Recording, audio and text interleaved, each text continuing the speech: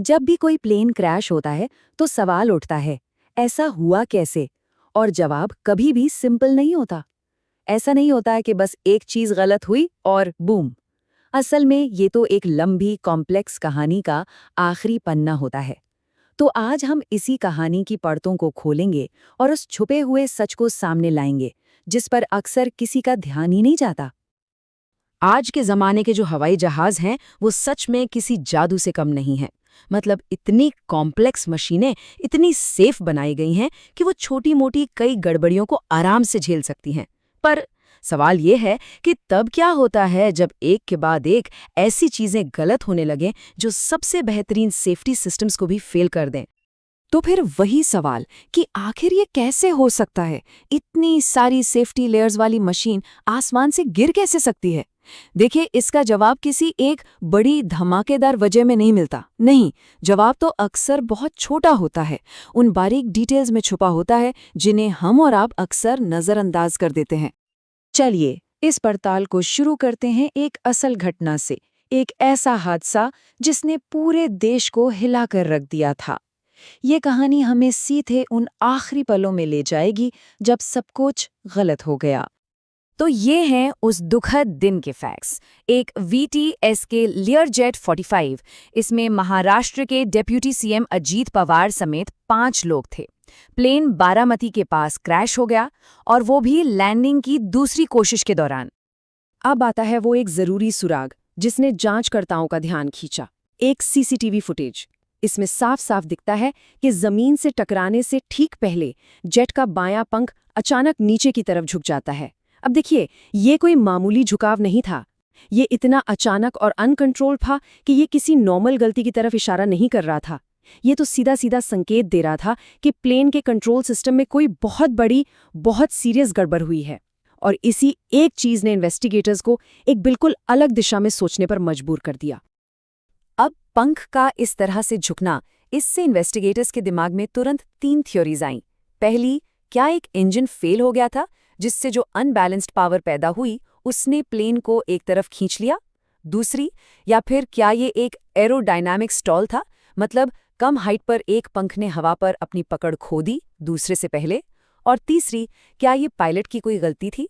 हो सकता है रनवे पर प्लेन को लाइन अप करने की कोशिश में कोई बड़ी चूक हो गई हो। देखिए, किसी भी जांच में सबसे पहले इन्हीं चीजों को देखा जाता है। अब ये समझने के लिए कि VTSK के साथ असल में क्या हुआ होगा, हमें थोड़ा पीछे हटना होगा। हमें ये समझना होगा कि इन्वेस्टिगेटर्स किसी भी क्रैश की जांच करते कैसे हैं। देखिए, किसी भी हादसे की जांच करना ये एक मोटी सी किताब का आखिरी पन्ना पढ़ने जैसा है। जो असली वजह होती है ना, उनकी शुरुआत अक्सर हफ्तों, महीनों या कभी-कभी तो सालों पहले हो चुकी होती है। अगर हम आंकड़ों पर नजर डालें तो तस्वीर काफी क्लियर हो जाती है। 50% से भी ज्यादा हादसों में ह्यूमन फैक्टर्स शामिल होते हैं। करीब 21% मैकेनिकल फेलियर की वजह से और 11% मौसम के कारण।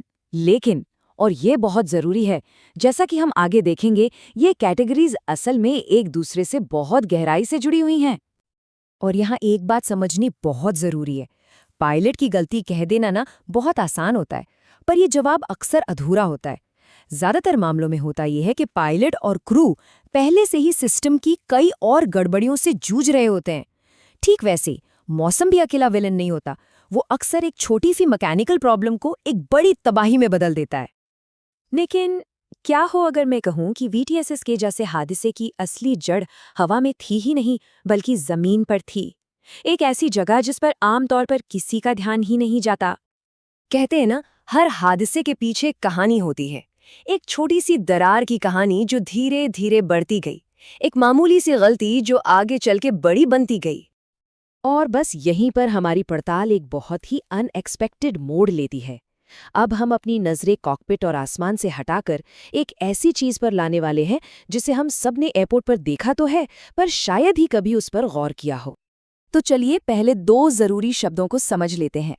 पहला है ग्राउंड पावर यूनिट, यानी GPU। इसे आप जमीन पर प्लेन का लाइफ सपोर्ट सिस्टम समझ सकते हैं। इंजन स्टार्ट होने से पहले प्लेन के सारे कंप्यूटर्स को पावर इसी से मिलती है। और दूसरा शब्द है डर्टी पावर। इसका मतलब है ऐसी अनस्टेबल बिजली जिसमें वोल्टेज अचानक से ऊपर नीचे होता रहता है। अब इसे समझने का सबसे आसान तरीका पता है क्या है? एक सस्ते लोकल फोन चार्जर के बारे में सोचिए। वो आपके फोन को चार्ज तो कर देता है ना? पर धीरे धीरे अंदर ही अंदर वो फोन की बैटरी को खराब कर रहा होता है। बिल्कुल यही काम एक खराब जीपीयू से आने वाली डर्टी पावर प्लेन के साथ करती है। बस फर्क ये है कि यहाँ अंजाम बहुत ज्यादा खतरनाक हो सकता है। अब देखते हैं कि ये छोटी सी चीज कैसे एक छिपे हुए डिजिटल टाइम बॉम्ब में बदल जाती है, एक ऐसा बम जो हवा में जाकर फट सकता है। ये पूरा खेल 4 साइलेंट स्टेप्स में होता है। पहला, एक खराब जीपीयू को प्लेन से कनेक्ट किया जाता है। दूसरा, ये डर्टी पावर चुपचाप प्लेन के किसी छोटे मगर बहुत ही जरूरी इलेक्ट्रॉनिक पार्ट को अंदर से कमजोर कर देती है। मान लीजिए वो कंप्यूटर जो पंखों के कंट्रोल सरफेसेस को मतलब एलेरॉन्स को कंट्रोल करता है। तीसरा, ये जो डैमेज हुआ है ना, ये जमीन पर टेस्ट में पकड़ में ही नहीं आता। और फिर आता है चौथा और आखिरी स्टेप। हवा में किसी नाजुक पल में, जैसे कि खराब मौसम में लैंडिंग की दूसरी कोशिश के दौरान, वो कमजोर हो चुका पार्ट प्रेशर में आकर फेल हो जाता है। और हो सकता है एक गलत कमांड पंख को चला जाए और वो अचानक से झुक जाए, बिल्कुल वैसा ही जैसा उस सीसीटीवी फुटेज में दिखा था। ये समझना बहुत जरूरी है कि आज का प्लेन सिर्फ एक मशीन नहीं, बल्कि एक उड़ता हुआ कंप्यूटर नेटवर्क है। इसका नेविगेशन, इसका फ्लाइट कंट्रोल, सब कुछ बहुत ही सेंसिटिव इलेक्ट्रॉनिक्स पर चलता है।